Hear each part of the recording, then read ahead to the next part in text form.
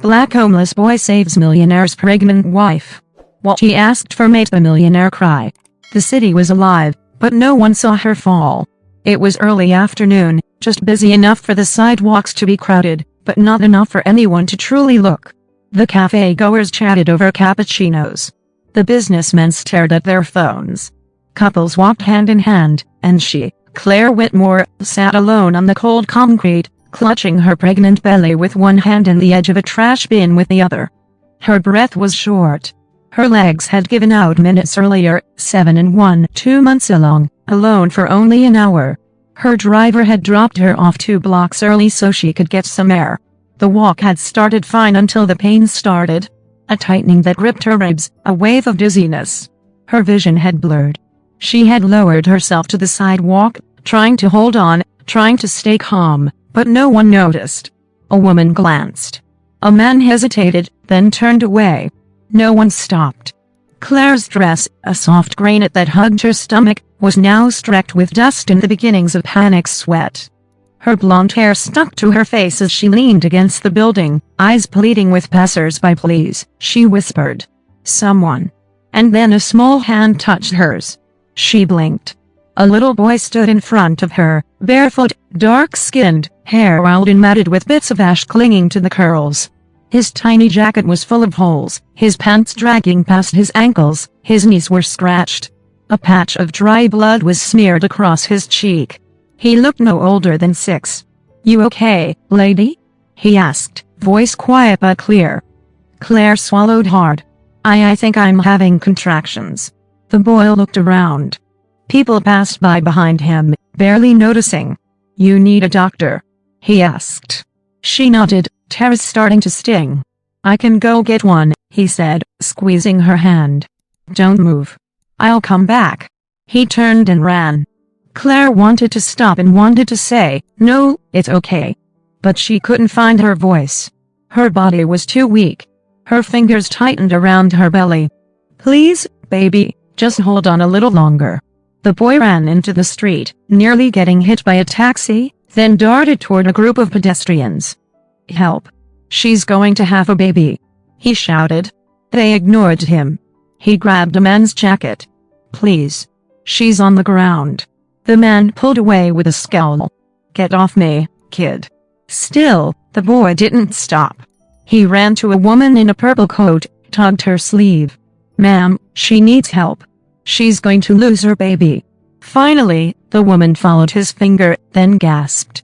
"Oh my God, someone call an ambulance." Minutes later, Claire was in a stretcher. As paramedics rolled her into the back of the vehicle, she gripped the boy's hand again. You saved us," she whispered. The boy nodded once, but looked down. "You talk to me like I'm not trash," he mumbled. "No one ever talks to me like that." Tears slipped down her cheeks as the doors shut. An hour later, at St. Mercy Medical Center, Claire lay in a hospital bed, ives in her arm, machines beeping rhythmically beside her. The doctor entered with a relieved smile. "The baby's fine," he said. "You were severely dehydrated. If help had come even 10 minutes later, you both might not have made it." Claire inhaled shakily. And then she remembered him. "The boy," she said.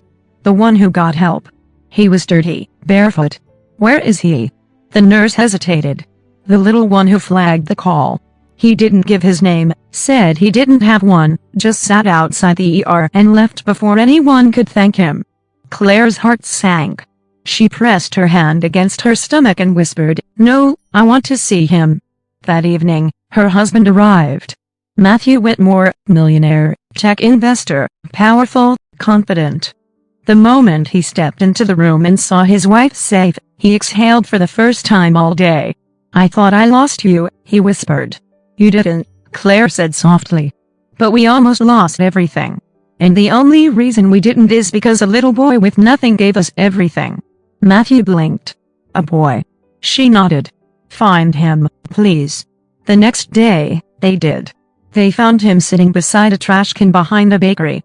He was huddled near the vents for warmth, clutching an empty cup, eyes half shut from exhaustion.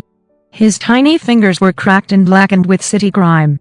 He hadn't eaten since the day before. His shirt was torn. The jacket he wore had one sleeve completely missing. But when the red car pulled up, the same one he'd seen outside expensive buildings, he stood up fast, not out of fear, out of habit. The door opened and a man stepped out. Tall, clean, expensive coat watch glinting in the evening light. His presence alone made others step aside. It was Matthew Whitmore. The man walked slowly toward the boy, crouched down in front of him, and said quietly, "Was it you who helped my wife?" The boy looked up, confused, almost afraid to answer. "I don't know," he muttered. "She was hurt. I didn't want the baby to die." Matthew's throat tightened. He pulled something from his coat, an envelope, thick, stamped, heavy. "Take this. It's money enough to buy anything you want. New clothes, food, a place to live." But the boy didn't move. He didn't even glance at the envelope. Instead, his lips trembled. "Can I ask something else?" he whispered. Matthew blinked. "Of course." The boy hesitated, then asked the question that would change everything. "Can I live where someone talks to me like she did?" Silence. The world around them seemed to pause. Matthew looked into those eyes. Eyes too tired for a child. Eyes that carried rejection, hunger, loneliness. It hit him like a wave.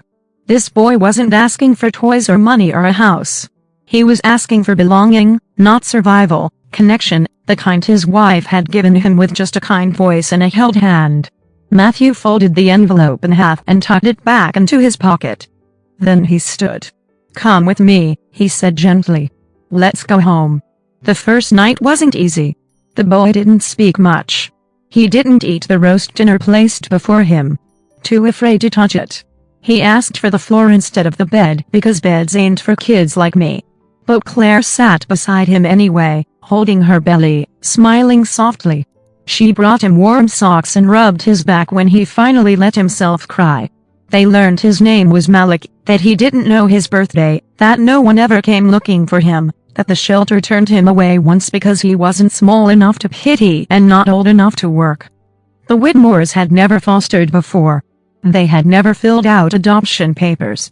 They didn't know what to expect. But within 2 weeks, Malik began smiling. Within 4, he was laughing quietly at first, then loud and full. When Claire went into labor, Malik stayed up all night on the hospital couch, clutching his teddy bear tightly, refusing to sleep until she came out safe. When she did, holding a crying newborn in her arms, Malik walked up slowly and stared at the baby.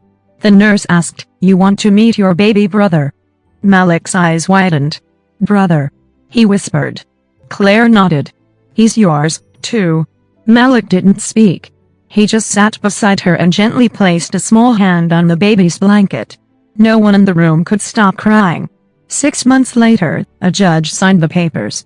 Malik Whitmore, officially, legally, and forever, part of a family. At the court hearing, when asked if he understood what adoption meant, he simply said, "It means I don't got to run no more."